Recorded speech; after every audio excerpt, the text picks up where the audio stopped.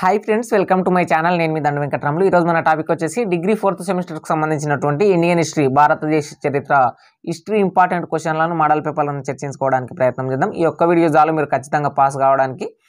మీకు ఇంపార్టెంట్ క్వశ్చన్లతో పాటు కొన్ని క్వశ్చన్ల ఎక్స్ప్లెనేషన్ కూడా ఇవ్వడానికి ప్రయత్నం చేస్తాను. ఫ్రెండ్స్, మీరు ఇంకా నా ఛానల్ని సబ్స్క్రైబ్ చేసుకోవాలంటే please do subscribe my channel. Model పేపర్ని మటుకు వీడియో ఎండింగ్లో ఇవ్వడానికి ప్రయత్నం చేస్తాను. మీరు క్వశ్చన్లను స్క్రీన్ మీద చూడొచ్చు. ఒక 25 నుంచి 30 క్వశ్చన్ల వరకు ఇచ్చిన, అందులో టాప్ 15 క్వశ్చన్లు ఇస్తా. ఒక 4 మోడళ్ళ క్వశ్చన్లు నేర్చుకుంటుంటే మీరు ఖచ్చితంగా పాస్ అయిపోతారు. మీరు స్క్రీన్ మీద చూస్తున్నట్లు మొదటి క్వశ్చన్, అతివాదులు మరియు మితవాదుల గురించి చర్చించండి. ఇందులో అతివాదులు అంటే లాల్ బాల్ పాల్ 1905 నుంచి 1920 మధ్య వీరి యుగం. ఇంకా మితవాదులు అంటే మితంగా మాట్లాడే వాళ్ళు, ప్రార్థన, అభ్యర్థన, నిరసన వంటివి గోపాలకృష్ణ గోఖలే వంటి వారు దీనికి నాయకత్వం వహించారు. ఇది 1885 నుంచి 1905 మధ్య జరిగిందన్న భావనను కొంచెం గుర్తుపెట్టుకోండి. ఆజాద్ హిందూ ఫౌజ్ భారత జాతీయ సైన్యాన్ని ఎట్లా ఏర్పాటు చేశాడు, భారత జాతీయోద్యమంలో వారి పాత్ర ఎటువంటిదో దానికి వివరించండి. అట్లాగే మూడవ క్వశ్చన్, జాతీయోద్యమానికి కారణాలు. ఇక్కడ ఉన్నటువంటి పరిస్థితులు, సంస్థానాలు, వీటన్నిటి కారణాలు. స్వతంత్ర సమరంలో గాంధీ పాత్ర. గాంధీ గారు గాంధీ యుగంలో చంపారన్, ఖేడా, అహ్మదాబాద్ నూలు మిల్లు, రౌలట్ చట్టం, జలియన్ వాలాబాగ్ దురంతం, ఖిలాఫత్, సహాయ నిరాకరణ, సైమన్ కమిషన్, క్విట్ ఇండియా, ఈ మాదిరి ఇవన్నీ కూడా గాంధీ యుగానికి సంబంధించినటువంటి క్వశ్చన్లు. వీటిని కూడా రాయడానికి ప్రయత్నం చేయండి. అట్లాగే 5th question, Gaddar party. Gaddar అంటే విప్లవం అన్నట్లు వస్తుంది, గద్దర్ కాదు. ఇక్కడ చాలా మంది గద్దర్ పార్టీ అని అనుకుంటారు, పాటలు వాడే గద్దర్ కాదు. గదర్ పార్టీ అంటే స్వతంత్ర సమరయోధంలో జరిగినటువంటి ఒక తిరుగుబాటుకు సంబంధించినటువంటి విప్లవం. రైతాంగ ఉద్యమాలు, అక్కడక్కడ జరిగినటువంటి భారత జాతీయోద్యమంలో జరిగినటువంటి రైతాంగ ఉద్యమాలు. వీడికి ఈ 6 టాపిక్లు మొత్తం కూడా భారత జాతీయోద్యమానికి సంబంధించినటువంటి టాపిక్లు. ఇది అన్ని రానికి కారణం విక్టోరియా మహారాణి చేసినటువంటి ప్రకటన 1858 ప్రకటన. ఈ క్వశ్చన్ కూడా చాలా చాలా ఇంపార్టెంట్. ఈ 6 క్వశ్చన్లకి వెళ్ళి 1 లేదా 2 క్వశ్చన్లు వస్తాయి. తర్వాత 7th క్వశ్చన్, మతతత్వవాదాన్ని మహమ్మద్ అలీ జిన్నా, దేశ విభజన జరిగినటువంటి పరిస్థితులు సంబంధించినటువంటిది. ఇది ముస్లిం నియోజకవర్గాలు ఏర్పడడం, ముస్లిం వాదం ఎక్కువ ఏర్పడి, హిందూ వాదం ఎక్కువ ఏర్పడి, చివరికి దేశ విభజన జరిగినటువంటి సంఘటనల గురించి ఎక్కువ రాయడానికి ప్రయత్నం చేయండి. ఇక 8th క్వశ్చన్ వచ్చేసి, సంస్థానాల విలీనంలో వల్లభాయ్ పటేల్ పాత్ర. అప్పట్లో ఉన్నటువంటి 500 పైచిల్కు సంస్థానాలని విలీనం చేసే టైంలో ఇక అన్ని రాజ్యాలు విలీనం అయినప్పటికీ కూడా ఒక హైదరాబాదు, జునాగఢ్, ట్రావెన్కోర్, జమ్మూ కాశ్మీర్, ఈ 4 రాజ్యాలు కూడా విలీనం కాకపోవడం, వీటన్నిటికీ నాయకత్వం జవహర్లాల్ నెహ్రూ, వల్లభాయ్ పటేల్ తీసుకోవడం. అందులో వల్లభాయ్ పటేల్ గారు మన హైదరాబాద్ సంస్థానాన్ని ఎట్లా విలీనం చేశారన్న పాత్ర ఎక్కువ ఉంటుంది. దాని గురించి రాయడానికి ప్రయత్నం చేయండి. జవహర్లాల్ నెహ్రూ, అతని విధానాలు.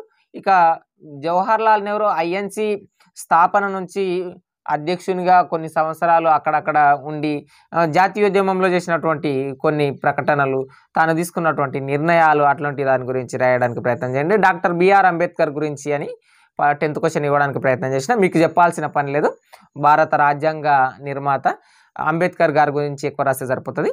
ఇక ఇప్పుడు మనం సమాజాల గురించి చదువుకుందాం. అంటే ఒక్కొక్కరు ఏది స్థాపించిండ్రన్న దాని గురించి చదువుకోవడానికి ప్రయత్నం చేద్దాం.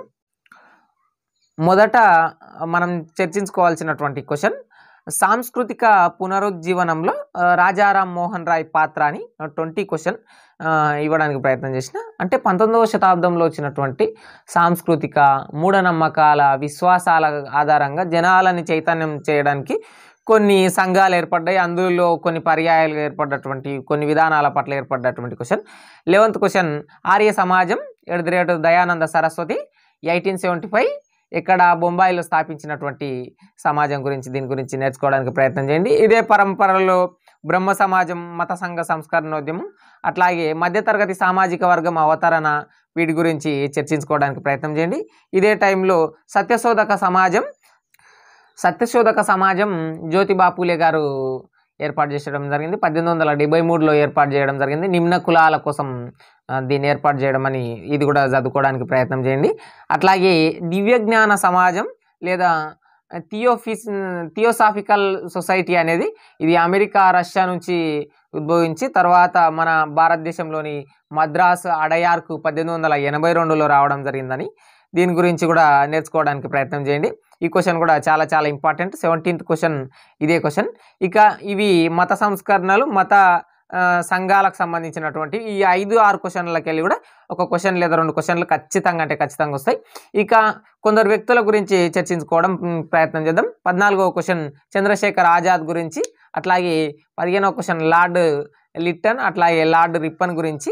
ఇంతకుముందు మనం దివ్యజ్ఞాన సమాజం చదువుకున్నాం. అట్లాగే రామకృష్ణ మిషన్ స్వామి వివేకానంద 1897లో బేలూరులో స్థాపించడం జరిగింది. దీని గురించి కూడా చర్చించుకోవడానికి ప్రయత్నం చేయండి. అట్లాగే నారాయణ గురు గురించి, అట్లాగే సామాజిక పునర్జీవనంలో రాజారాం మోహన్ రాయ్ పాత్ర, అఖిల భారత కాంగ్రెస్ పార్టీ 1885 అంటే మొదట కాంగ్రెస్ పార్టీ ఎవరు ఏర్పాటు చేయడం జరిగింది, తర్వాత దీన్ని అఖిల భారత కాంగ్రెస్గా మన దాదాబాయి నౌరోజీ గారు పేరు మార్చడం, ఇక ఏఓఎం సురేంద్రనాథ్ బెనర్జీ వీళ్ళందరి పాత్ర కూడా రాయడానికి ప్రయత్నం చేయండి.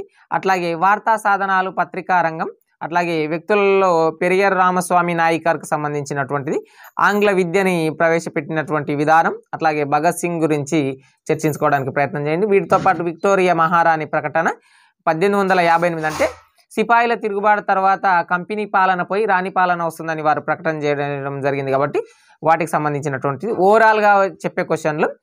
టాప్ 10 క్వశ్చన్లు మీరు జాతీయోద్యమం గురించి సంబంధించినటువంటి 2 క్వశ్చన్లు వస్తాయి ఖచ్చితంగా.